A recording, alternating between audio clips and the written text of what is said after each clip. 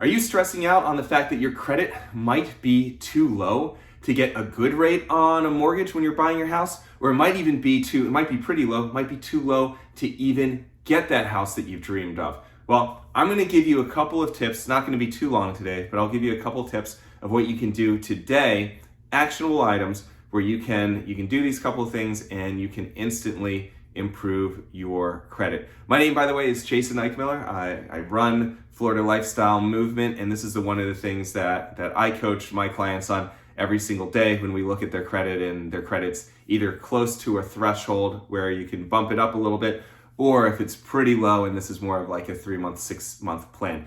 Anyway, I'm all about just getting you where you need to go so that when you buy that awesome house that you've always thought of, always dreamed of, then you can actually do it and you can get a good rate and a good payment. So first thing, let's look at credit thresholds really quick. And normally credit goes from very low in the 300s or 400s, and if your score is there, then this video is probably not gonna help you, all the way up to the 800s. So here are a couple of thresholds, and these are moving targets, they definitely change over time, but it's very, very basics. So if you're looking at getting an FHA loan, FHA is great for first-time home buyers, and they're pretty relaxed on credit. For FHA, you need a credit score of at least 580. So 580 for FHA. Secondly, if you want to go conventional, then you're looking at 620 at the minimum, and obviously the higher, the better. Then if you're looking at, there's thresholds within these levels. 660 gives you a little bit better pricing, 680, 700, 720, and the max pricing now, although it's probably going to change in the near future, the credit the score where I can get you the best rate possible is 740. So if your credit's 741 or 811, you're getting the best rate that the market has to give. All right, so those are kind of some ideas or thresholds to keep in the back of your mind. So, two things that we're gonna talk about. Number one, this is if you have credit cards, right?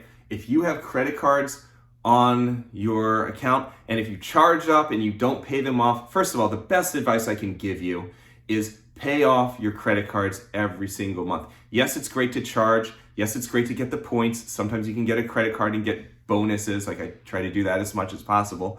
But if you charge $5,000 a month, pay that $5,000 off, okay? Yes, I know it's easier said than done, but that is the way to get the absolute best credit. But let's say you can't do that. Let's say that you've got a credit card with a I'm just making this up, a $20,000 limit, and you have $11,000 charged on it, all right? Your utilization for credit just means the percentage of the limit that you've used. So your utilization on this credit card is 55%.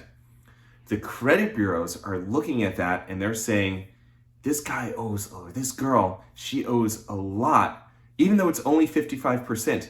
Anytime your utilization is over 50%, so in this case, if your utilization is over $10,000 on a $20,000 card, you're getting dinged pretty seriously on this, okay?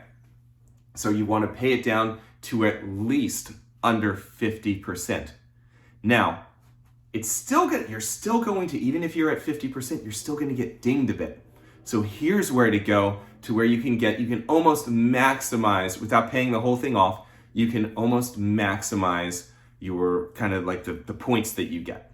So here, what you want to do on this $20,000 card is you want your utilization to be under $4,000. What's $4,000? That's 20%. So if you can attack your cards and you can get the majority of them down, yes, under 50% is good, you're going in the right direction, but if you really, really, really want your score to go up, then pay them off to where you owe under 20% on each card. Now, one strategy, if you have 4 cards, then you can kind of play around with the balances, maybe pay one down heavier, and hey, if you have 3 cards that are under 20% and 1 card that's at 55%, oh well, you're still getting credit for those 3 cards. That 1 card is kind of banging you up a little bit. but overall, you're going to do pretty well. So by the way, this is high level too. If you have any specific situations or questions, go ahead, you can type them below and I'll do my best to answer. Or you can reach me at 888-309-9705 or go to keyhome.life. That's www.keyhome.life. And glad to answer them, because in the end, the better your score is, the better the rate you can get is, the bigger and more expensive house that you can get, which definitely helps you. If this is your dream home, people don't buy houses every year, so you might as well get the absolute best that you can get. So this is why I'm doing it, is to help you before you come to me. So that's credit cards right there. Now let's talk about collections. I run across, now if you don't have any collections, don't sweat it. This will be short and sweet.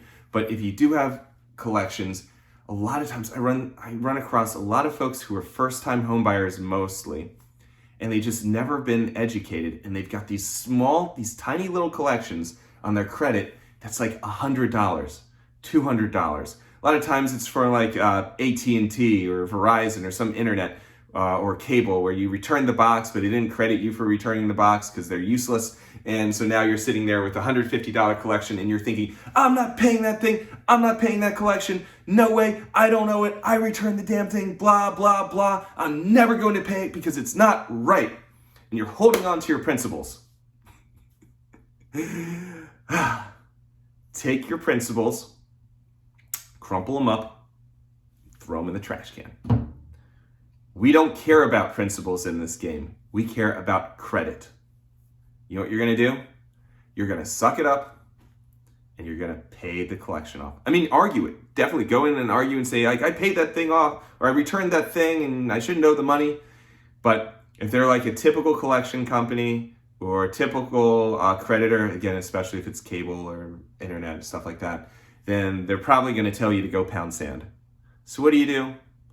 Just write the check. Just pay off the collections. Maybe negotiate them down. Pay off as little as possible, but pay the damn thing off. Get rid of your collections. Get rid of them.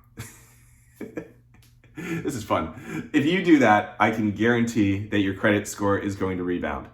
Yes, you will probably think, oh, I shouldn't have paid that off. It's not right. Who cares?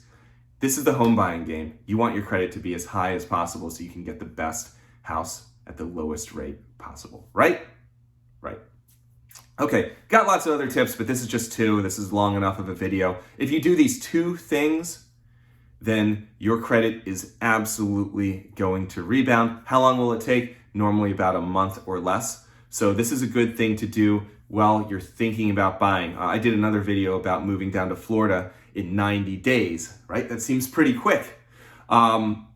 Get this, if you need to make a move quickly, get your credit looked at, get your credit squared away, taken care of, improved as quickly as you possibly can. Do not wait until you talk to somebody like me, because I've got to run your credit to give you an approval. And at that point, your approval is going to be based on what your credit is. Now, down the line, until the loan gets cleared to close, I can rerun credit. So if you're working on things, if it's improving, you got to get the purchase. It's a 30-day contract, and you think, well, I just paid this collection off. You just watch this video and say, you know what, I've got this $200 collection. I'm going to pay it off, right?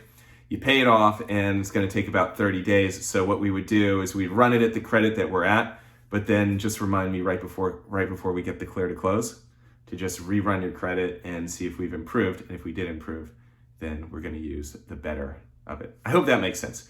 All right, that's all I got for you. Again, my name's Jason Eichmiller. I run this channel. Really, really, really happy to help you, especially if you're looking to move to Florida. This is what I did 3.5 years ago, and every day I thank my lucky stars that we did it, because this is the best. We're having the best lives and the best experiences. So if I can help you to do that, then awesome. Absolutely, absolutely glad to. Get in touch with me, 888-309-9705. Other information is below, and if you need anything, I'm more than happy to help. Take care of yourself.